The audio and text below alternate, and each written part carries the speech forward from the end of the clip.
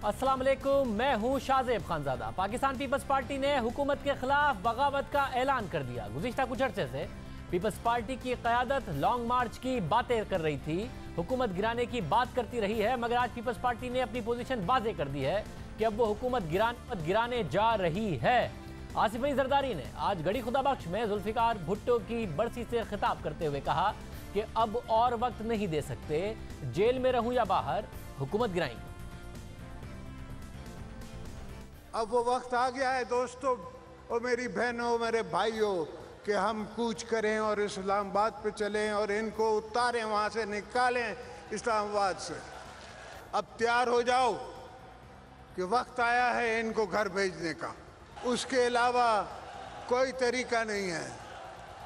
और इससे कोई फ़र्क नहीं पड़ता कि चाहे मैं जेल में हूँ या मैं बाहर हूँ, इनको पाकिस्तान पीपल्स पार्टी निकाल के रहेगी।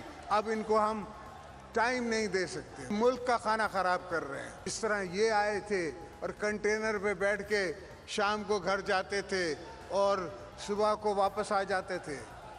हम रोडों पर ही लेटे रहेंगे, बिस्तरों में वहीं बैठे रहेंगे, इनको निकाल के फिर वापस आएंगे। ये हमारा आपसे वायदा है और इंशाअल्लाह अवाम मेरे साथ है। बहुत जल्द हम ये ऐलान करेंगे और बहुत जल्द ये हम मूवमेंट चलाएंगे इसको निकालने की। अब दिलचस्प बात यह है कि आज जो पोजीशन पीपल्स पार्टी की है वो गुज़िश्ता दौरे हुकूमत में नून लीग की थी। जैसे जैसे नून लीग और पीपल्स पार्टी के हालात बदले हैं वैसे ही पोजीशन बदल गई है। फ़र्क सिर्फ इतना है, पीपल्स पार्टी इस वक्त अपोजिशन में है और उसके पास सूबाई हुकूमत है, जबकि नून लीग के पास उस वक्त वफाकी हुकूमत थी, लेकिन नवाज शरीफ नाअहल हो गए थे, वज़ीर आज़म का ओहदा चला गया था, उनके खिलाफ केसेस चल रहे थे।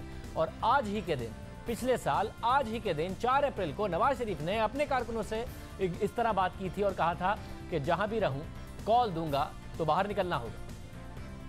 अगर जो वोट की इज्जत नहीं करेगा ये कौम उसके खिलाफ कुछ बड़ी होगी और मैं इंशाअल्लाह आपके आगे दूंगा, मैं पीछे नहीं हटूंगा इंशाअल्लाह। और मैं जहां भी हूं मैं जब भी आवाज दूंगा आप उनकी आवाज पर नजर करना। पीपल्स पार्टी जो बात आज कर रही है, ठीक आज ही के दिन 1 साल पहले नवाज शरीफ कर रहे थे और उस वक्त ये बात मरियम नवाज साहबा कह रही थी कि जरदारी साहब को पता होना चाहिए कि वो इस्तेमाल हो रहे हैं, उनका वक्त भी आएगा। 1 साल में पोजीशन बदल गई है, मगर नवाज शरीफ साहब और मरियम नवाज अब खामोश हैं और सड़कों पर निकलने की, हुकूमत गिराने की बात आसिफ जरदारी कर रहे हैं। बिलावल भुट्टो ने आज खिताब करते हुए कहा कि 18वीं तरमीम को हाथ भी लगाया तो लात मार के हुकूमत गिरा दूंगा। यानी जरदारी साहब बड़ी क्लियर पोजीशन ले रहे हैं कि हुकूमत गिराने जा रहे हैं और हुकूमत गिराने की बात बिलावल भुट्टो जरदारी अभी भी मशरूत कर रहे हैं। भुट्टो शहीद ने कहा था कि मैं 1 यूनिट को एक लात मारकर खत्म कर दूंगा। मैं आज तुम्हें वार्न कर रहा हूं, तुम 18वीं तरमीम को मत छेड़ो, तुम 18वीं तरमीम खत्म करने की कोशिश करो, 1 यूनिट लागू करने की कोशिश करो, मैं एक लात मारकर आपका हुकूमत खत्म कर दूंगा। बिलावल भुट्टो और आसिफ अली जरदारी की बात में थोड़ा सा फर्क दिखाई दे रहा है। आसिफ अली जरदारी कह रहे हैं कि बहुत जल्द वज़ीर आज़म इमरान खान को निकालने के लिए तहरीक का ऐलान करूंगा, सड़कों पर आऊंगा, जबकि बिलावल बज़ाहिर ये शर्त रख रहे हैं कि अगर 18वीं तरमीम को हाथ लगाया तो हुकूमत गिरा दूंगा। पीपल्स पार्टी क्या वाकई हुकूमत के खिलाफ लॉन्ग मार्च करने जा रही है और अगर करेगी तो हुकूमत गिरा भी सकती है? क्या इतनी सलाहियत रखती है? क्योंकि पाकिस्तान पीपल्स पार्टी ने अभी तक सिंध से बाहर उस तरीके से ताकत का मुजाहरा नहीं कर पाई है। वफाकी वज़ीर इत्तलात फवाद चौधरी का रद्द-ए-अमल सामने आया है। उन्होंने कहा कि आज भुट्टो जिंदा होते तो पीपल्स पार्टी के खिलाफ करप्शन एहतजाज मार्च का ऐलान करते। पीपल्स पार्टी अदालतों का एहतराम करती है तो फिर एहतजाज किसके खिलाफ करती है? तकारीरें, चीखों पुकार और धमकियां उनको एहतसाब से नहीं बचा सकती। इस पूरे मामले पर हमारे बात करेंगे वफाकी वज़ीर इत्तलात फवाद चौधरी से, साथ ही मुर्तज़ा वहाब मुशीर इत्तलात वज़ीर आला सिंध हमारे साथ मौजूद होंगे। उनसे पूछेंगे कि बिलावल की चलेगी या जरदारी साहब की, दोनों की पोजीशन में फ़र्क है। राना सनाउल्लाह साहब हमारे साथ मौजूद होंगे, उनसे पूछेंगे कि क्या नवाज शरीफ साहब अब जरदारी साहब का साथ देंगे? ठीक 1 साल पहले जो नवाज शरीफ साहब कह रहे थे वो जरदारी साहब कह रहे हैं, नवाज शरीफ साहब इस वक्त खामोश हैं। फौजी साहब बहुत शुक्रिया। सबसे पहले मैं आपसे सवाल कर लेता हूँ, आप तीनों का बहुत शुक्रिया। जरदारी साहब के बयान के हवाले से जो आपके वन लाइनर्स हैं वो तो हमने आवाम के सामने रख दिए, जो हमेशा दिलचस्प होते हैं, मगर वैसे तहरीक इंसाफ की हुकूमत 7 माह के बाद प्रेशर में है, महंगाई, मईशत की बदहाली, उसकी वजह से सड़कों पर आकर जरदारी साहब बात कर रहे हैं कि हम हुकूमत गिराएंगे। अगर नून लीग साथ खड़ी हो जाती है इनके तो आप समझते हैं खतरा पड़ जाएगा? कमज़ोर इत्तेहाद पर ही खड़ी है आपकी हुकूमत और मईशत वैसे ही बुरे हालात में। देखिए शाहजेब साहब, पहली बात तो ये है कि पीपल्स पार्टी और PMLN दोनों, अभी IRI का आपको सर्वे आया है, आपने देखा है कि दोनों अभी कोई उनकी स्टैंडिंग ही नहीं है। एक 19% पे खड़ा है कि 21% पे खड़ा है, और फिर अवाम की जो ताकत है वो उनके साथ है नहीं। इस वक्त जो नैरेटिव है PMLN का, पीपल्स पार्टी का, वो ना महंगाई है ना कुछ और है, वो सिर्फ ये है कि हमने जो पैसे लूटे हैं आप उनका एहतसाब ना करें। तो उसके अलावा इनका कोई नैरेटिव है नहीं, जिसकी वजह से लोग इनके साथ खड़े नहीं। मेरे ख्याल में मैंने तो एज अ पॉलिटिकल एनालिस्ट मैं समझता हूँ कि पीपल्स पार्टी और PMLN दोनों बड़ी अहम पार्टीज हैं और इनका एक किरदार होना चाहिए। लेकिन बदकिस्मती से इस वक्त उनकी लीडरशिप जो नैरेटिव लेके चल रही है उसमें तो आप देखिए कि अभी बिलावल साहब ने वहां पे एक रेल के ऊपर जो मार्च किया, उसके ऊपर रिस्पॉन्स से आपको अंदाजा हो जाता है। फिर आप देखें कि वो जरदारी साहब के बेटे हैं, लेकिन वो अपने वालिद साहब की तस्वीर एक अपने साथ नहीं लगा सके। तो जहां इस किस्म की पॉलिटिकल एसेट ना हो, जहां पर एक नैरेटिव ना हो, वहां पे क्या किसी को खतरा हो? साहब मगर आज क्योंकि आपकी बरसी का दिन है और भुट्टो साहब भी बहुत पॉपुलर थे, अपनी पीक पर थे, PNA की तहरीक चली और भुट्टो साहब को बहुत नुकसान पहुंचा गई। तो आम हालात में पाकिस्तान की सियासत में आप समझते हैं कि ये मैटर करता है कि किसी के साथ कितने लोग खड़े हैं, या ये मैटर करता है कि किसी के साथ कौन खड़ा है? तो वो जो कौन है वो क्योंकि आपके साथ खड़ा है तो इनके साथ नहीं खड़ा, ये बात आपको कॉन्फिडेंस दे रही है, या इनके साथ लोग नहीं खड़े ये बात आपको कॉन्फिडेंस दे रही है?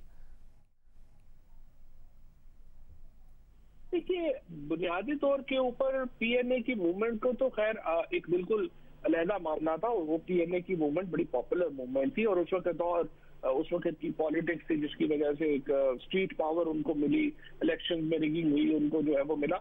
हमारा इस वक्त जो बुनियादी जो सेटिस्फेक्शन हमें इस बात से मिलती है कि पाकिस्तान के लोग, Imran Khan is still far more popular leader than any other leader in Pakistan. तो जब आप इमरान खान की बात करते हैं, PTI की बात करते हैं, तो आपने देखा वो इस वक्त 50 अभी इलेक्शन हुए हैं मुल्तान में, सारी पार्टीज इकट्ठी थी, कुछ जो है वो बिगाड़ नहीं सकी। सो इस वक्त मेरा नहीं ख्याल कि लोगों को ना, Imran Khan is still very popular leader. जो इकोनॉमिक कंडीशन जिनकी आप बात कर रहे हैं, लोगों को उनकी वजूहात का भी अच्छी तरह पता है, और हमें इंशाल्लाह 6 महीनों में हम ये सारी इकोनॉमिक कंडीशन रिवर्स करेंगे, पाकिस्तान को एक खुशहाल पाकिस्तान हम बनाएंगे। और ये जो पीपल्स पार्टी और PMLN को अपना नैरेटिव तलाश करना है फिलहाल, और उनका वो इस वक्त तहरीक वगैरह चलाने की पोजीशन में नहीं है, और अगर वो कोशिश करना चाहते हैं वो आ जाए, इंशाल्लाह उनको हम यहाँ पर 4-5 कमरों में सारी तहरीक आ जाएगी, कमरे बुक करा देंगे, बाहर क्यों रहना है? मगर सिर्फ वाकईयत के ऊपर ही इतना कॉन्फिडेंस है इमरान खान साहब को? क्योंकि जब पिछले साल इसी दिन 4 अप्रैल को नवाज शरीफ साहब बहुत ज़्यादा सड़कों पर थे तो पीपल्स पार्टी खामोश थी, उन्हें मैनेज किया गया था। अब नवाज शरीफ साहब खामोश है जब पीपल्स पार्टी सड़कों पर आने की बात कर रही है, जिसको आप कहते हैं कि वो मेरिट है पर फैसला आया है, कोई डील की बात नहीं है। तो ये मेरिट पर वो खामोश हैं, ये मेरिट पर ही बाहर आ रहे हैं। आपको ये खतरा नहीं है कि ये खामोश रहे, दूसरा बोलता रहे तो ठीक है, दोनों ना मिलें, कोई डील और इसका तासुर गलत है? नहीं, कोई ऐसी बात नहीं है। जिसका भी मुकदमा अदालत में जाता है और जिसको भी ये लगता है कि बस अब मेरी बारी आने लगी है, वो तहरीक शुरू कर देता है। जब नवाज शरीफ साहब का केस अदालत में जा रहा था और मुझे क्यों निकाला चल रहा था, तो उस वक्त नवाज शरीफ तहरीक चला रहे थे। अब इनके मुकदमे शुरू हुए हैं तो ये तहरीक चला रहे हैं। तो कोई इसमें कोई अचंभे की बात नहीं है। मैंने तो पहले ही कहा है दोनों को, अब्बू बचाओ तहरीक चला रहे हैं। बच्चे जो हैं वो उस वक्त मरियम बीबी कर रही थी, अब अब्बू बाहर निकल आए हैं। आपने देखा कोई ट्वीट भी नहीं हुई, 10 दिन हो गए अब्बू हॉस्पिटल भी नहीं गए हैं, और अब ये अब्बू बचाओ तहरीक चल रही है, और ये भी देख लें कितने दिन चलती। मैं आगे बढ़ूंगा, हमारे साथ मौजूद है मुशीर इत्तलात सिंध मुज़फ़्फ़र साहब। सुना आपने फवाद चौधरी साहब क्या कह रहे हैं। जरदारी साहब ने ज़ाहिर है बाहर निकलने की बात की है, हुकूमत गिराने की, सड़कों पर निकलने की बात की है। अभी थोड़े दिन पहले तक बिलावल भुट्टो जरदारी कह रहे थे कि ऐसा कोई इरादा नहीं है कि हम हुकूमत गिराएं, सर्कमस्टांसिस तकरीबन वही हैं। फ़र्क ये पड़ गया है कि जाली अकाउंट्स केस का जरदारी साहब पर और नैब के रेफरेंसेस का प्रेशर बढ़ गया है, तो अपने ज़ाती प्रेशर की वजह से पार्टी को सड़कों पर लाने की बात कर रहे हैं। आवाम के सर्कमस्टांसिस तो तकरीबन वही है जो चंद हफ्तों पहले थे। नहीं, बिल्कुल नहीं। मैं समझता हूँ किसी भी सियासी जमात का ये हक है कि अपना सियासी नुक्ता नज़र पाकिस्तान की आवाम के सामने लेकर आए, और पाकिस्तान पीपल्स पार्टी अवामी जमात है, सड़कों की जमात है। हमने हमेशा ये चीज़ की। मैं फवाद चौधरी साहब का बयान सुन रहा था अभी, जिसमें उन्होंने कहा कि जब केसेस स्टार्ट होते हैं तो ये लोग तहरीक स्टार्ट कर देते हैं। तो फवाद चौधरी साहब को ये भी याद होना चाहिए कि एक ज़माने में जब फवाद चौधरी साहब का ताल्लुक पाकिस्तान पीपल्स पार्टी से था, उस जमाने में इमरान खान साहब ने नवाज शरीफ के खिलाफ जो हुकूमत गिराओ एक मुहिम चलाई थी, तहरीक चलाई थी, उसमें कुछ केसेस थे खान साहब के ऊपर। तो मैं समझता हूँ इस तरीके से तंजिया बात करना किसी सियासी जमात के लिए जो कि पब्लिक के पास अपना नैरेटिव लेके जा रही है, एक ऐसा नैरेटिव जिसके ऊपर हम समझते हैं कि तहरीक इंसाफ फेल हुई है। उसने आवाम को जो वादे किए थे, जो आवाम को सुहाने ख्वाब दिखाए थे, वो पूरे नहीं किए। तो उनको आवाम के सामने एक्सपोज करने के लिए अगर पीपल्स पार्टी अवामी सियासत करने का ऐलान कर रही है कि हम सड़कों पर आएंगे, तो मैं समझता हूँ तो पाकिस्तान की सियासत के लिए मुस्बत चीज़ है। मतलब अगर खान साहब निकले थे दूसरों पर करप्शन का इल्जाम लगाकर, आप निकले हैं कि आप पर करप्शन का इल्जाम गलत लगा है, ये जरदारी साहब कहकर निकल रहे हैं। और माजी करीब की अगर बात देखें तो जरदारी साहब के ऊपर जैसे जैसे प्रेशर बढ़ता रहा है, वो सड़कों पर आकर प्रेशर बढ़ाने की बात कर देते हैं। जैसे ही उन पर प्रेशर कम होता है तो वो चेयरमैन सेनेट भी लगवा देते हैं, बलूचिस्तान की नून लीग की हुकूमत भी गिरवा देते हैं, खामोश भी रहते हैं। तो जरदारी साहब का अपना एक ट्रैक रिकॉर्ड है कि उन्होंने पीपल्स पार्टी की पॉलिसी को अपनी जात से, अपनी शख्सियत से लिंक कर दिया है। दबाव उन पर बढ़ता है तो वो दबाव बढ़ाने की बात करते हैं, कम होता है तो दबाव खत्म कर देते हैं। अच्छा, पहली चीज तो मैं आपके सामने बड़ा क्लियर कर दूं कि पाकिस्तान पीपल्स पार्टी के चेयरमैन हैं बिलावल भुट्टो जरदारी। जो पार्टी की पॉलिसीज होती हैं वो बिलावल साहब की सरबराही में तय होती हैं। बिलावल साहब जो बेहतर समझते हैं उसके ऊपर सीईसी को ऑन बोर्ड लेके कॉन्फिडेंस में लेने के बाद वो फैसला करते हैं। तो मगर आज बिलावल ने तो नहीं कहा कि वो हुकूमत गिराने के लिए निकल रहे हैं, उन्होंने तो 18वीं तरमीम से मशरूत रखा, लेकिन जरदारी साहब ने कह दिया। तो क्या समझा जाए कि जरदारी साहब ने जो कहा वो पॉलिसी दी उन्होंने पार्टी की, या जो बिलावल साहब ने कहा वो पार्टी दी, या जरदारी साहब ने जो कह दिया वो पार्टी पॉलिसी है, बिलावल फॉलो ही करेंगे? मैं तो कह रहा हूं कि दोनों पॉलिसीज के अंदर कोई तसादुम नहीं है। अगर चेयरमैन पीपल्स पार्टी हुकूमत की गलत पॉलिसीज को आइडेंटिफाई करे तो उसका आखिर में पेशखेमा होगा क्या? वो यही होगा कि हुकूमत को हम खत्म करना चाहते हैं। लेकिन हम समझते हैं कि हुकूमत का डिपार्चर जो है वो एक ही तरीके से हो सकता है, वो पार्लियामेंट्री सिस्टम है। इनकी हुकूमत मखलूत हुकूमत है, 5 वोटों की इनके पास मेजॉरिटी है। हम कोशिश ये करेंगे कि इनकी मेजॉरिटी को खत्म कर सके और उनको पार्लियामान में एक्सपोज करें इंशाल्लाह। अगर आप सड़कों पर आएंगे, इस्लामाबाद जाएंगे, हुकूमत गिराएंगे, तो सिंध से आप जैसे ही निकलेंगे पंजाब जाएंगे तो आपकी सीटें और आपकी वोट्स और आपकी पॉपुलैरिटी तो इतनी कम है कि इस्लामाबाद पहुंचने तक पीपल्स पार्टी के लोग बचेंगे कितने हैं? फवाद चौधरी साहब कह रहे हैं कि 4-5 कमरों में आ जाएंगे, आ जाएं इस्लामाबाद में, आपको ठहरा देंगे 4-5 कमरों में। ये फवाद चौधरी साहब, मैं समझता हूँ 4-5 साल पहले उन्होंने पाकिस्तान पीपल्स पार्टी की मीडिया पर वकालत की थी और बड़े बुलंदो बांग दावे भी हमारे लिए करते थे। अब चूंकि उन्होंने सियासी वाबस्तगी अपनी चेंज कर दी है तो उनका पॉइंट ऑफ व्यू चेंज हो गया है। शाजिद साहब, बुरा वक्त हर सियासी जमात के ऊपर आता है, साजिशें हर सियासी जमात के खिलाफ होती है, लेकिन असल सियासी जमात वो होती है जो उन साजिशों का सामना करके बाहर निकल सके। आपको याद होगा भुट्टो साहब के जमाने में उन्होंने हमको खत्म करने की कोशिश की, बीपी के जमाने में 97 में इन्होंने हमको कन्फाइन कर दिया था सूबाई सिंध में, लेकिन आखिर में क्या हुआ, 2002 में वापस पाकिस्तान पीपल्स पार्टी रिकवर हुई, 2008 में उन्होंने गवर्नमेंट बनाई और एक बार फिर आप देखेंगे बिलावल साहब की सरबराही में हम रिकवरी की तरफ जा रहे हैं। एंड यू विल सी कि हमें कंड्यूसिव एनवायरनमेंट अगर पंजाब में मिले या हमें एडिक्वेट सिक्योरिटी प्रोटेक्शन प्रोवाइड करेंगे तो जहां जहां बिलावल साहब निकलेंगे उनकी जर्नी निकलेगी, आवाम का जम्मे गफीर बाहर निकलेगा। जब आप खुद ही कह रहे हैं कि आप रिकवरी के प्रोसेस में हैं, तो जब आप खुद रिकवरी के प्रोसेस में हैं तो एक एस्टैब्लिश्ड जमात की हुकूमत को इस्लामाबाद में अपने तई जाके कैसे गिराएंगे, कैसे क्या करेंगे आप? कम अज कम शाहिद साहब, हम सियासी जमात तो है ना, हमारा सियासी फलसफा तो है ना, हमारी सियासी सोच तो है ना, हमारी तंजीम तो है ना। हम किसी के डिपेंडेंट नहीं है, किन चीजों के डिपेंडेंट नहीं है, हम पाकिस्तान की आवाम में मौजूद है। इंशाल्लाह बेफिक्र रहे, हमें अपनी सियासत करना आती है और खान साहब को हम बताएंगे। تو نون لیگ سے بات کی ہے آپ نے ساتھ نکلنے کی؟ کیونکہ وہ تو ان کے رہنماؤں سے ہماری بات ہوئی کہ شو میں آ کے اس پر بات کریں، تو انہوں نے کہا کہ خود ہی پیپلز پارٹی نے اعلان کر دیا ہے ان کی اپنی پالیسی، ہم سے تو بات ہی نہیں کی انہوں نے ابھی تک۔ دیکھیں شاہد صاحب، ہم ایک انڈیپینڈنٹ سیاسی جماعت ہے، ہماری اپنی سیاسی سوچ ہے، اپنا سیاسی ایجنڈا ہے، فلسفہ ہے، تو ہم جو پوائنٹ آف ویو دیتے ہیں وہ اپنی سیاسی جماعت کا دیتے ہیں۔ لیکن آپ نے دیکھا ہے ہم نے ماضی میں ہمیشہ کنسنسس اورینٹڈ سیاست کرنے کی کوشش کی ہے۔ انشاءاللہ باقی اپوزیشن کی جماعتوں کو اپنے ساتھ بٹھائیں گے، لے کے چلیں گے، تاکہ مؤثر طریقے سے اس ناکام نکمی حکومت کی ہم پالیسیز کو پاکستان کی عوام کے سامنے اور پارلیمان میں ایکسپوز کر سکیں۔ مرزا صاحب، مگر کوئی اپوزیشن میں آپ کا ساتھ کیوں دے گا؟ زرداری صاحب کا ایک ٹریک ریکارڈ ہے، ان پر پریشانی آتی ہے تو سڑکوں پر آنے کی بات کرتے ہیں، سختی آتی ہے، اگر ان کی سختی آسان کرنے والے سختی آسان کر دیتے ہیں تو خاموش ہو جاتے ہیں، حصہ بن جاتے ہیں، حکومتیں گراتے ہیں، ان کے چیئرمین الیکٹ کراتے ہیں۔ تو زرداری صاحب تو اپنی ذات سے منسلک کیے ہوئے پارٹی کو کوئی کیوں ساتھ دے گا؟ ان کا کیسے بھروسہ کرے گا؟ آپ مجھے بتائیے شاہد صاحب، کسی بھی سیاسی جماعت کے لیے یہ کیسے پاسبل ہے کہ ایک ناکام نکمی حکومت کو جھیل سکیں؟ ہم نے ان کو انیشلی جب ان کی گورنمنٹ آئی تھی ان کو بتایا کہ پاکستان کو جو مسائل درپیش ہیں ان مسائل سے نکالنے کے لیے آئیے مل بیٹھ کر پارلیمان کو اسٹرانگ کریں اور ایسی پالیسیز بنائیں جس میں ہم غریب آدمی کا بھلا کر سکیں۔ لیکن جواب ان کی طرف سے کیا آیا؟ وہ طنز کا آیا، وہ اٹیک کا آیا، بلو دا بیلٹ باتیں کرنے کا آیا۔ پچھلے 8 ماہ کے اندر جو پالیسی انہوں نے بنائی ہے وہ پاکستان کی غریب عوام کے خلاف ہے۔ کسی ایک چیز میں آپ مجھے بتا دیجئے کہ کوئی بہتری آئی ہو، تو یہ کہنا کہ پاکستان پیپلز پارٹی اس غلط پالیسیوں کو اگر کرٹیسائز کرنے کے لیے سڑک پہ آ رہی ہے، وہ اس لیے آ رہی ہے کہ ان کے پرسنل کیسز ہیں۔ شاذب صاحب، ماضی میں کیسز فائل ہوئے، بہادری کے ساتھ، گریس کے ساتھ ہم نے کیسز کا سامنا کیا اور آپ نے دیکھا کہ عدالت کے اندر ہم سرخرو ہوئے اور ہر کیس میں ہماری لیڈرشپ باعزت بری ہوئی۔ بہت شکریہ مرزا واب صاحب کا موقف آپ نے سنا۔ ثناء اللہ صاحب ہمارے ساتھ موجود ہیں۔ ثناء صاحب بہت شکریہ، آصف زرداری صاحب نے سڑکوں پر آنے کی بات کر دی ہے۔ نون لیگ کے رہنماؤں سے بات کر رہے تھے ہم پروگرام میں آنے کے لیے، تو انہوں نے کہا یہ تو خود نے پیپلز پارٹی نے اناؤنس کر دیا ہے۔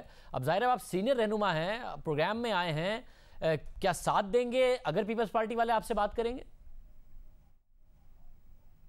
دیکھیں شاہزیب، اس وقت صورتحال یہ ہے کہ آپ روزانہ اپنے جو ہے وہ لوگوں سے جب ملتے ہیں، کوئی مزدور آپ کو ملے، کوئی آپ کو فیکٹری اونر ملے، کوئی سرکاری ملازم ملے، ہر آدمی جو ہے وہ گیس کے بل کا، بجلی کے بل کا رونا روتا ہے، ہر آدمی جو ہے وہ مہنگائی کا رونا روتا ہے، مریض جو ہے وہ دوائیوں کے مہنگے ہو جانے کا جو ہے وہ رونا روتا ہے، ہر آدمی پریشان ہے۔ میں تو خود ایک سیاسی ورکر کے طور پہ سمجھتا ہوں کہ یہ بجٹ کے بعد جو ہے یہ لوگ اس حد تک تنگ آ جائیں گے، جبکہ سنا ہے کہ لوڈ شیڈنگ بھی ہونے جا رہی ہے، ڈالر کا سن رہے ہیں، پہلے 150 کا سن رہے تھے، اب کہہ رہے ہیں کہ یہ 170 پہ جا رہا ہے، تو پھر رہ کیا جائے گا؟ تو یہ صورتحال ایسی ہو جائے گی کہ لوگ جو ہیں وہ بالکل جو ہے وہ لوگ باہر نکلیں گے، اور میں سمجھتا ہوں کہ سیاسی جماعتوں کو لوگوں کا جو ہے وہ ساتھ دینا پڑے گا۔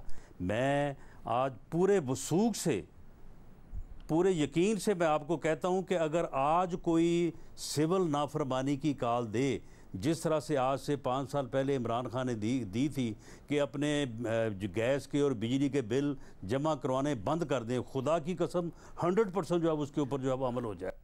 مطلب ہم امید کرتے ہیں ذمہ داری کا اس وقت ثبوت عمران خان صاحب نے دیا تھا، آپ لوگ نہیں دیں گے اس ذمہ داری کا ثبوت، وہ حکومت مخالف ہی بات کریں گے، کیونکہ ورنہ تو ملک مخالف بات ہو جائے گی، وہ آپ نہیں کریں گے۔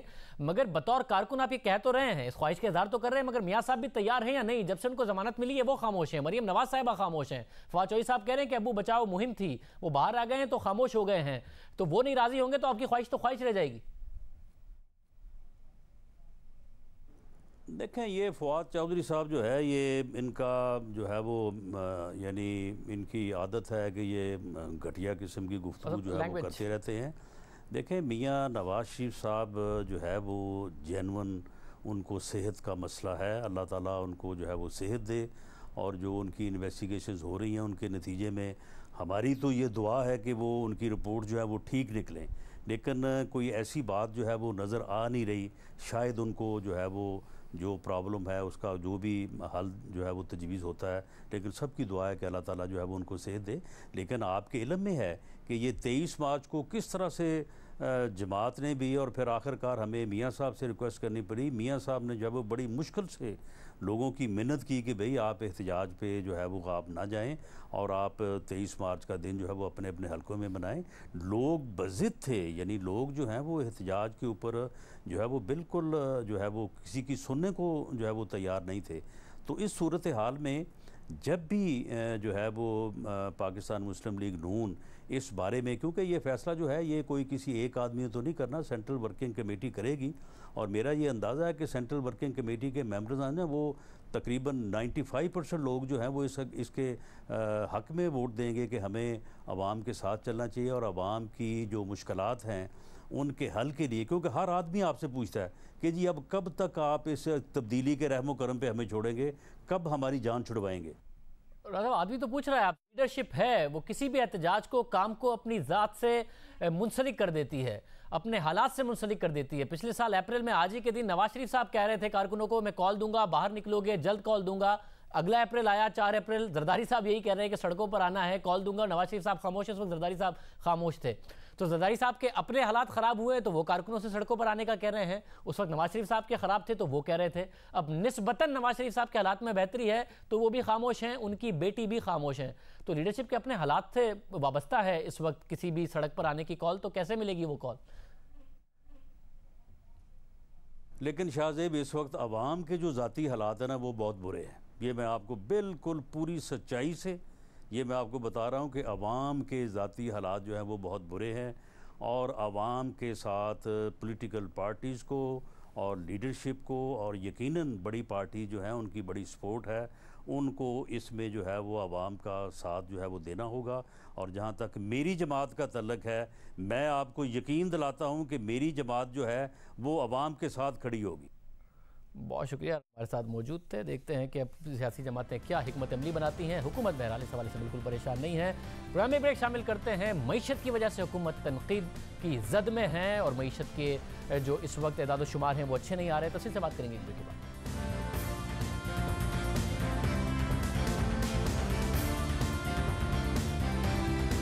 मईशत तहरीक इंसाफ की हुकूमत के लिए सबसे बड़ा चैलेंज है, मगर सबसे ज़्यादा तनकीद भी हुकूमत की मौशी पॉलिसियों पर हो रही है। फैसलों में ताख़ीर का इल्ज़ाम खुद हुकूमती रहनुमा भी लगा रहे हैं। डॉलर महंगा हो रहा है, रुपए की कदर कम हो रही है, महंगाई बढ़ रही है, तरक्की की शरह कम हो रही है।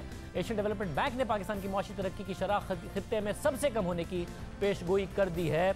आजकल वज़ीर ख़जाना खुद डॉक्टर हफीज़ पाशा को, जो कि साबिक वज़ीर ख़जाना है, माहिर मईशत हैं, बहुत ज़्यादा कोट कर रहे हैं। हुकूमत उनकी तारीफ़ भी करती है। वही हमारे साथ मौजूद हैं, उनसे ज़रा तफसील से मईशत पर बात करेंगे, हुकूमत की मौशी पॉलिसीज़ पर। पाशा साहब बहुत शुक्रिया। पाशा साहब, ज़ाहिर जो हुकूमत है वो ख़ुद वज़ीर ख़जाना ने भी कहा कि हमारे डेट्स इतने ज़्यादा हैं, कर्ज़ इतने ज़्यादा हैं कि हम बैंक्रप्सी के करीब जा रहे हैं। अब ये करंट अकाउंट डेफिसिट कर्टेल हुआ है, स्टेट बैंक अपनी रिपोर्ट में कह रहा है, मगर वो कह रहा है कि जो महंगाई का दबाव है वो कंटिन्यू रहेगा, फिस्कल डेफिसिट बढ़ता रहेगा, करंट अकाउंट डेफिसिट पर अभी भी प्रेशर रहेगा। आप समझते हैं कि 2 साल जो स्टेबिलिटी के वज़ीर ख़जाना बात कर रहे हैं, हम उसकी तरफ जा रहे हैं, या वाक़अतन इस वक्त मईशत की हालत इतनी बुरी है जितनी मुख्तलिफ रिपोर्ट्स में जिक्र किया जा रहा है? एशियन डेवलपमेंट बैंक जो कह रहा है एशिया में सबसे कम सुस्त तरक्की होगी पाकिस्तान में। इस वक्त माशी हालात जो हैं वो जिसे हम कहते हैं ना कि स्टैगफ्लेशन के, हम उसमें जाल में फंस चुके हैं। एक तरफ आपकी कीमतों में इजाफा हो रहा है और आपने देखा कि पिछले महीने 9.2% तक हम कंज्यूमर प्राइस इंडेक्स बढ़ चुका है। और ख़तरा इस बात का है कि अब ख़ास तौर पे जब आपने तेल की कीमत 6 रुपये फ़ी लीटर बढ़ा दी है, तो ख़ास तौर पे अब इम्कानात ये हो चुके हैं कि साल के आखिरी महीने तक यानी कि जून तक ये डबल डिजिट यानी कि 11-12% तक जा सकता है प्राइस इंडेक्स। दूसरी तरफ मुझे अफसोस से कहना पड़ता है कि स्लो डाउन जो है वो बहुत नुमाया तौर पे नज़र आ रहा है और शायद ये पहली दफ़ा हो कि आपके ज़री शोबे और सनती शोबे दोनों में पैदावार में कुछ कमी आए। और अभी तक तो यही होता रहा है। अब आप देखें कि कपास की फसल जो है वो तकरीबन 7% कम हो चुकी है और आपका जो लार्ज स्केल मैन्युफैक्चरिंग सेक्टर है उसमें 2% की कमी काफ़ी अरसे से चल रहा है। تو لہٰذا یہ خطرہ ہے کہ آپ کے جو دو ہم جسے کہتے ہیں کموڈٹی پروڈیوسنگ سیکٹرز، ان میں شاید کچھ کمی آئے. صرف ہم یہ امید کر سکتے ہیں کہ ہمارے سروسز سیکٹرز میں کچھ اضافہ ہو. تو میرا اندازہ یہ ہے کہ مشکل سے آپ 3% شرح نمو حاصل کر سکیں گے اس سال. صاحب یعنی کہ آپ یہ ایشین ڈیولپمنٹ بینک کہہ رہا ہے کہ 3.9% گروتھ ہوگی، جو کہ ایشیا میں سب سے کم ترقی ہوگی، وہ بھی آپ کو مشکل لگ رہا ہے کیونکہ زراعت سے سپورٹ نہیں ملے گی اور سروسز سیکٹر کو آؤٹ پرفارم کرنا پڑے گا، جو کہ موجودہ حالات میں مشکل نظر آتا ہے. بات یہ ہے کہ یہ سلسلہ جو ہے، ہم کچھ لوگوں کی رائے یہ تھی کہ آپ اگر مناسب سمجھتے تو آنے کے کچھ عرصے بعد، یعنی کہ کچھ ہفتوں کے بعد آپ IMF پروگرام کی طرف جاتے. اس سے مارکیٹس میں کچھ کانفیڈنس آتی اور جو اقدامات آپ کو کرنے تھے تقریباً اس سے آدھے سے زیادہ تو آپ کر چکے ہیں. تو اب اس وقت یہ بات کہنا بالکل نامناسب ہے. مجھے افسوس ہے کہ ہمارے ملک کے جو وزیر خزانہ ہیں ان کو اس طرح کی باتیں کرنے کی ضرورت محسوس ہوئی ہے. یہ لفظ جو ہیں جس طرح آپ نے استعمال کیا یہ نامناسب ہیں. ہمیں پوری کوشش کرنا چاہیے کہ ہم آہستہ آہستہ بات چیت کر کے اپنے پروگرام کو امپلیمنٹ کریں، آگے بڑھیں. یہ بینکرپسی کا لفظ جو ہے یہ بالکل نامناسب ہے اور اس وقت اس کو استعمال نہیں کرنا چاہیے تھا. صاحب ساتھ ہی بتائے گا، اس بات کے حامی رہے ہیں کہ غیر مقبول فیصلے کرنے ہیں تو کر لیں، لیکن ساتھ میں اسٹرکچرل ریفارمز کریں اگر معیشت کو مستقل بنیادوں پر ٹھیک کرنا ہے. اب اس حکومت کو یہ کریڈٹ تو دینا پڑے گا کہ انہوں نے غیر مقبول فیصلے کیے. تیل کی قیمتوں میں اضافہ کیا، گیس کی قیمتوں میں اضافہ کیا، بجلی کی قیمتوں میں اضافہ کیا. تنقید برداشت کر رہے ہیں غیر مقبول فیصلے کر کے، مگر دوسری طرف پیٹرول پر ٹیکس کم کر کے کریڈٹ لیتے ہیں کہ جی ہم نے بڑا اچھا فیصلہ کیا، مگر ساتھ میں پھر کہتے ہیں کہ ہمارا ٹیکس کا ٹارگٹ اس لیے نہیں پورا ہو رہا کیونکہ ہم نے یہ تیل کے اوپر ٹیکس کم کیا تھا. تو مقبول اور غیر مقبول فیصلوں کے درمیان کے یہ پھنس گئے ہیں کیونکہ جو اپنے پہلی پوزیشن لی تھی یہ بتانے کے لیے کہ دیکھیں میں نے جو کہا تھا وہ کیا، اس میں ٹیکس کم کر دیا تو ریونیو کا شارٹ فال پیدا ہو گیا، پھر اسٹرکچرل ریفارمز بھی اس طریقے سے نظر نہیں آ رہے. تو مستقبل میں بہتری کی کوئی امید ہو اس میں آپ کو وزیر خزانہ پھنسے نظر آ رہے ہیں مقبول اور غیر مقبول فیصلوں میں، جس کی وجہ سے اسٹرکچرل ریفارم بھی نہیں کر رہے. یہ آپ نے بڑا مناسب سوال کیا ہے. ایک طرف تو آپ کچھ سخت اقدامات لے رہے ہیں، دوسری طرف منی بجٹ میں آپ نے بہت سے چھوٹ دے دیے. تو ایک طرح سے کانٹرڈکشن ہے پالیسیز میں. آپ جو اوریجنلی سپلیمنٹری بجٹ لائے تھے سپٹمبر کے مہینے میں وہ ایک لحاظ سے مناسب تھا، مگر اس کے بعد میں جو جنوری میں آپ منی بجٹ لائے اس میں آپ نے کافی چھوٹ دے دیا. دوسری طرف آپ اگر قیمتوں میں اضافہ دیکھ رہے ہیں تو کوشش یہ ہونی چاہیے کہ اگر آپ کو بڑھانا ہے تو اس کو ایک آہستہ آہستہ بڑھایا جاتا ہے. ایک وقت پہ اگر آپ نے ایک جھٹکا دے دیا تو اس کے نتیجے میں مارکیٹس پہ بڑا برا امپیکٹ پڑتا ہے. تو لہٰذا سوچ سمجھ کے آپ کو ریفارم کرنا چاہیے. اور اگر آپ IMF کے پاس گئے تو آپ کے پاس 3 سال ہوں گے اسٹرکچرل ریفارمز کرنے کے لیے. سوچ سمجھ کے کام کریں تو انشاءاللہ ہم آہستہ آہستہ، میرا اندازہ ہے کہ پاکستان کے معاشی حالات بہتر ہو سکتے ہیں. یہ بڑی اچھی بات ہے کہ آپ کہہ رہے ہیں کہ اچھے ہو سکتے ہیں. خود فائنانس منسٹر بھی کہہ رہے ہیں کہ 2 سال کے لیے مشکل وقت ہے، اس کے بعد پاکستان گروتھ کی طرف جائے گا. مگر بہتری کے لیے، گروتھ کے لیے جو اسٹیٹ بینک کی اپنی رپورٹ کہہ رہی ہے کہ کچھ ریفارمز کرنے ہوں گے. کرنٹ اکاؤنٹ ڈیفیسٹ میں پرمننٹ بنیادوں میں کمی کرنے کے لیے کمپیٹیٹیونیس کو، پروڈکٹیوٹی کو امپروو کرنا ہوگا. ایکسپورٹ اورینٹڈ سیکٹر میں انویسٹمنٹ چاہیے ہوگی. آپ سمجھتے ہیں 10.75% کا انٹرسٹ ریٹ ہے، نہیں پتہ کہاں جائے گا. مہنگائی نہیں پتہ، غیر یقینی ہے کہاں جائے گی.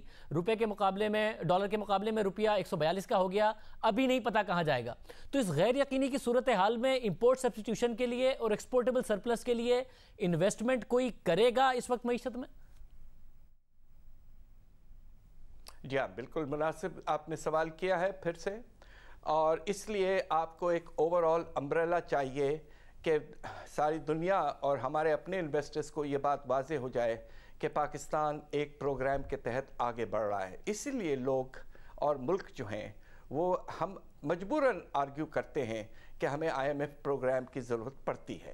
اس سے نتیجہ یہ ہوتا ہے کہ آپ کو ایک امبریلا ملتا ہے، آپ کو مختلف ذرائعوں سے آپ کو سپورٹ ملتا ہے اور اس کے نتیجے میں انسرٹنٹی کا جو ایلیمنٹ ہے وہ کافی حد تک کم ہو جاتا ہے. اب اس وقت پوزیشن یہ ہے کہ آپ دیکھیے انویسٹمنٹ جو ہے اگر آپ مشینری کے امپورٹ کے لحاظ سے دیکھیں تو اس میں نمایاں طور پر کمی آ رہی ہے، صرف پاور جنریٹنگ مشینری میں نہیں، ٹیکسٹائل مشینری جو مین آپ کا ایکسپورٹ آئٹم ہے اس کی امپورٹ میں 17% کمی آئی ہے۔ تو اگر آپ کے امپورٹ آف مشینری میں کمی آ رہی ہے تو آپ کی کیپیسٹی میں اضافہ نہیں ہو رہا ہے تیزی سے، اگر کیپیسٹی میں اضافہ نہیں ہوگا تو ایکسپورٹ کے والیوم کس طرح بڑھائیں گے آپ؟ تو اس لیے بہت ضروری ہے کہ ایک overall core umbrella balance of payment support کے تحت آپ کام کریں، اور یہ الفاظ استعمال کرنا میری ناچیز رائے ہے کہ اس الفاظ کو آپ بالکل استعمال اس وقت نہ کریں۔ بہت شکریہ۔ پاشا صاحب کہہ رہے تھے وزیر خزانہ کو بینکرپسی جیسے الفاظ نہیں استعمال کرنے چاہیے۔ خود حفیظ پاشا صاحب کی رائے کو بڑا معتبر سمجھتے ہیں فائنانس منسٹر اور حکومت، ان کی رائے آپ نے سنی۔ ہم نے حکومت سے اسد عمر صاحب کو، حماد صاحب کو بلایا کہ پالیسیز کو ڈیفینڈ کیجئے۔ حماد صاحب کو تو بار بار بلایا، وہ نہیں آنے کو تیار۔ مفتاح اسماعیل صاحب سے بات کریں گے کہ تنقید بہت ہو گئی، اگر وہ اب آج کے دن ان حالات میں فائنانس منسٹر ہوتے تو وہ کیا الگ کرتے، ان سے پوچھیں گے کہ تنقید وہ بہت کر رہے ہیں۔ ایک بریک کے بعد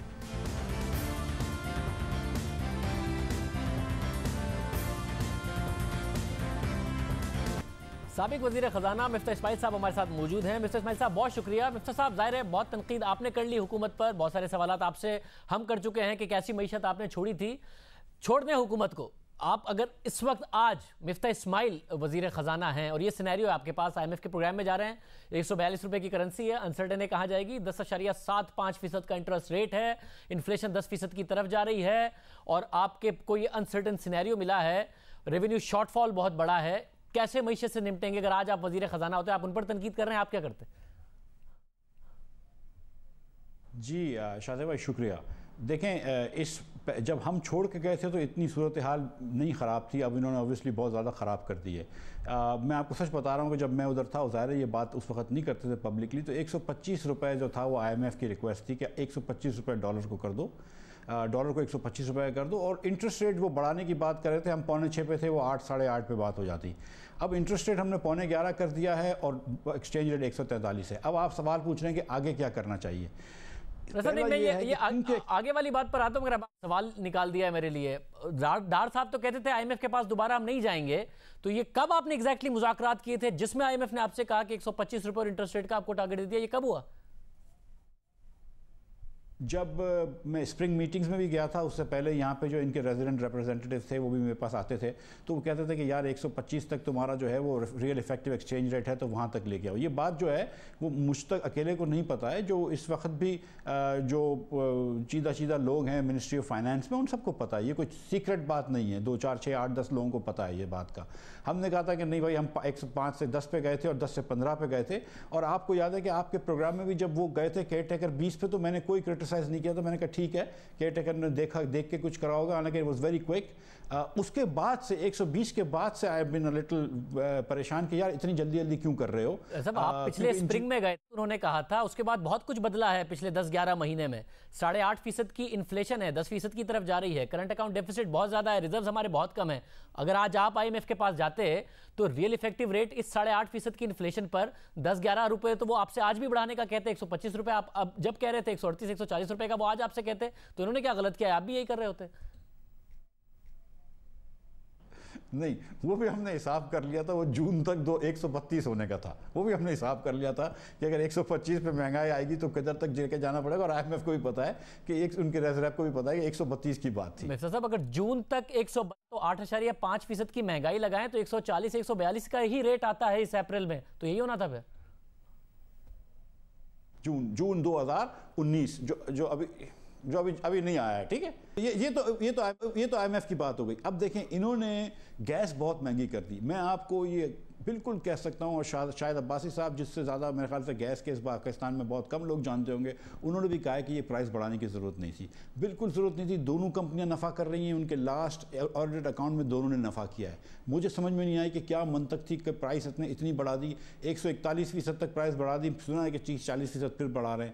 جو آپ نے گیس کی پرائس بڑھا دی، ٹھیک ہے، آپ نے 4-5 ایکسپورٹ کے سیکٹرز کو تو پروٹیکشن دے دیا، لیکن 30-40% ایکسپورٹ جو ہوتا ہے وہ ان سیکٹرز کے علاوہ ہوتا ہے 30%، ان کو آپ نے نہیں پروٹیکشن دیا تو وہ ایکسپورٹ جو ہے وہ اور انوائبل ہو گیا کیونکہ ان کی گیس پرائس بڑھ گئی. اس طرح آپ نے اتنی لوکل انڈسٹری کو کم کر دیا کہ لارج اسکیل مینوفیکچرنگ کم ہو گئی, لہٰذا آپ کا ٹیکس ریونیو کم ہو گیا. اب آپ 500 ارب روپے پیچھے چل رہے ہیں ٹیکس ریونیو کے. بہت ضروری ہے کہ جو ٹیکس کے ہدف تھے اس کو جمع کریں ٹیکس پہ. یہ پتہ نہیں کیوں ٹیکس نہیں جمع کر رہے ہیں, اتنا امپورٹ بڑھنے کے بعد بھی ٹیکس نہیں جمع کر رہے, جبکہ آدھے سے زیادہ ہمارا ٹیکس پورٹ سے آتا ہے. کرنسی ڈیویلیویشن کے بعد بھی نہیں پورٹ جمع کر پا رہے. تو ایک تو یہ مسئلہ ہے. آئی تھنک کہ I would address that first. I would absolutely make sure کہ اور تھوڑی سی کرنسی کو میں واپس کھینچ لوں. اس انٹرسٹ ریٹ پہ جب آپ 11.25% پالیسی ریٹ ہو اور 13-14% پہ جب آپ کسی کو انڈسٹریلس کو دے رہے ہوں تو کون انڈسٹری لگائے گا؟ مجھے بتائیے نا کہ کون اس وقت پاکستان میں انڈسٹری لگا رہا ہے.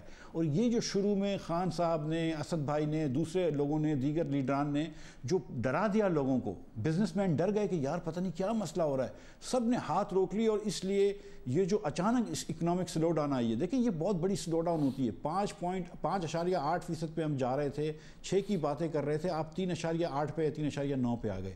یہ اتنی بڑی سلو ڈاؤن ہے شاذیب بھائی کہ یہ کرنا مشکل ہے 6 مہینے میں. یہ تو مطلب seriously it is difficult to achieve this. یہ بہت غلطی کری ہے انہوں نے جو باتیں کری ہیں. آج بھی دیکھیں کہ وہ کہہ رہے تھے کہ اگر ہم بینکرپسی پہ چلے جائیں گے, اگر IMF پہ نہیں جائیں گے. اس قسم کے ورڈز ہم کو ہمارے وزراؤں کو یوز نہیں کرنے چاہیے. کل ایک بڑے اچھے آدمی ابھی حفیظ پاشا صاحب بھی یہی کہہ رہے تھے کہ اس قسم کے استعمال کرنے چاہیے, مگر آپ نے کہا کہ آپ کرنسی کو تھوڑا پیچھے کر لیں گے, گیس میں آپ اضافہ نہ کرتے. مگر ابھی 550 ارب روپے کا شارٹ فال ہے اینول, جو کہ بجٹ کے ٹارگٹ میں آئے گا, ٹیکس کے ٹارگٹ میں آئے گا. اگر بجٹ ڈیفیسٹ ہوگا تو اس سے ایونچولی کرنٹ اکاؤنٹ ڈیفیسٹ ہوگا, اگر حکومت سمجھتی نہیں ہوگا. رول ہے. بجٹ ڈیفیسٹ کرنسی پرنٹنگ کی صورت میں جائے گا, زیادہ منی سرکولیشن ہوگی, اس سے زیادہ مہنگائی ہوگی, اکانومی میں زیادہ پیسہ آئے گا, مہنگائی کی طرف جائے گا, گروتھ نہیں ہوگی, اسٹیگفلیشن ہوگی. تو اس سے نمٹیں گے کیسے آپ؟ یہ والا سینیریو تو آپ کے سامنے پھر بھی رہے گا. دیکھیے سر, پہلے 3 سال میں ہمارے 20% ٹیکس ہم نے بڑھایا. چوتھے سال کے اندر میں خیال ہے کوئی 7% تھا, اس کے بعد پھر 14-15-16% پہ آ گئے. تو ہم لوگوں نے کچھ نہ کچھ کرا تھا جس کے تحت یہ ٹیکس بڑھ گیا تھا, ڈبل کرا تھا. جو بھی مسلم لیگ نون کی قیادت تھی پہلے تو پہلے 3 سال 4 سال تو ڈار صاحب تھے, اور انہوں نے 66% تو 3 سال میں بڑھا دیا تھا 60%. تو میں ڈار صاحب سے بھی مشورہ کروں گا کہ بھائی آپ کس طرح ٹیکس لیتے تھے اگر میں ہوں, اور پھر جس طرح میں نے خود کرایا آخری سال میں, جس میں نے 14% بڑھایا, میں وہی کام کرتا رہوں گا جو میں نے آخری سال کرایا. اور ہماری مسلم لیگ کی ٹیم جو تھی وہ کر لیتی تھی somehow, انشاءاللہ ہم پھر کر لیں گے. یہ کیا ایسا ہے جو یہ نہیں کر پا؟ ایک ریونیو منسٹر بھی ہے معتظر صاحب, انہیں بلا کے تھک گئے, وہ نہیں آ کے بتا رہے کہ مسئلہ کیا ہے. تو انہوں نے کیا ایسا غلط کر دیا ہے کہ جو آپ چھوڑ گئے تھے 7-8 مہینے میں کہ شارٹ فال ہو گیا ہے؟ کیونکہ بظاہر نظر نہیں آ رہا کہ انہوں نے ایسا کچھ کیا ہے جس کی وجہ سے شارٹ فال ہوا ہے. بھائی دیکھیں 6% میں جس سال میں گیا تھا اس سال 6% لارج سکیل مینوفیکچرنگ بڑھی ہے. اس سال 2% لارج سکیل مینوفیکچرنگ کم ہو رہی ہے. سب سے زیادہ ٹیکس آپ کا مینوفیکچرنگ دیتا ہے جو لوکل سیکٹر سے آتا ہے. جس سال میں گیا تھا اس دن 13% ایکسپورٹ بڑھی ہے. اس بار تو ایکسپورٹ صرف 1% بڑھی ہے. جس سال ہم گئے تھے اس دن امپورٹ تھی, اس کے بعد کرنسی بڑھی ہے. مجھے سمجھ سے باہر جو آ رہی ہے, میں آپ کو سچ بتا رہا ہوں, یہ میری سمجھ سے باہر ہے کہ جب آپ کی کرنسی اتنی ڈی ویلیو ہو جاتی ہے 20%, تو کم از کم آپ کا آدھا ریونیو پورٹ سے آتا ہے, تو 10% تو ریونیو آپ کا ایسے ہی بڑھ جانا چاہیے. اس کے بعد جب 7-8% انفلیشن ہو تو ویسے ریونیو آپ کا بڑھ جانا چاہیے. میری سیریسلی سمجھ میں نہیں آ رہا ہے کہ کدھر گیپس آ رہے ہیں, یہ کہاں غلطی کر رہے ہیں فنڈامنٹل, کہ جہاں پر یہ آ رہا ہے سمجھ میں نہیں آ رہا. ظاہر ہے ڈالر کے ٹرمز میں کمی آئی ہے مگر روپے کے ٹرمز میں اضافہ ہے, تو ٹیکس ریونیو میں کمی کیوں ہے یہ سمجھ سے باہر ہے, انہیں نہیں سمجھ میں آ رہا. آج کے پروگرام میں اتنا ہی, اب کل کے پروگرام میں ملاقات ہوگی. اللہ حافظ.